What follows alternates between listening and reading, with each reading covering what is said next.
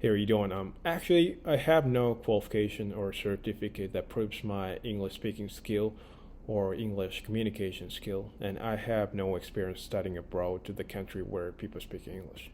And actually, I wanted to study abroad, but I didn't have a chance when I used to be a college student before.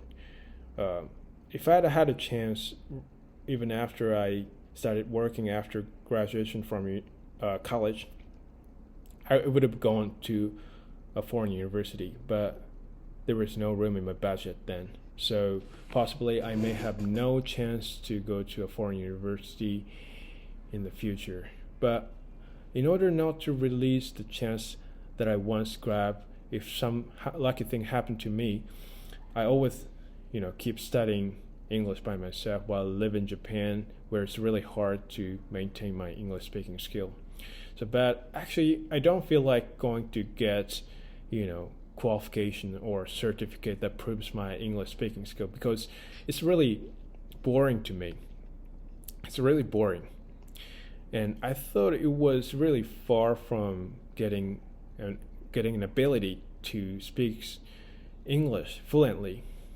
So I don't deny these public qualification or certificate that proves your English speaking skill have something to do with raising your speaking skill in the process of learning it for getting high mark on the test. But it's not really attractive to me because the language skill it's not something that you make boast of to someone else with your qualification or certificate. Simply, I think the most important thing that you want to master the language is whether you can keep learning to handle the language practically or not. So I think there's actually no room to think about how much score you need to get to prove your English speaking skills. So my learning method is really unique and really original that nobody practices probably.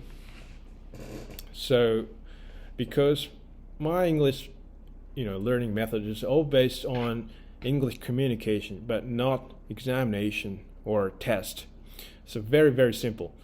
So simply speaking, my English learning method is like making a habit to think how I can say in English about what I was talking about in Japanese. That's it. It's very very simple. And I always pay my attention to what I'm saying in Japanese on a daily basis. And I always think how I can say it into English sentences, right? So I think it's really important to have a point of view of whether you can say in English about what you were talking about in Japanese. So I always repeat this process, but there are really few people who can keep doing this until getting used to it. So this is what I think of to English learning.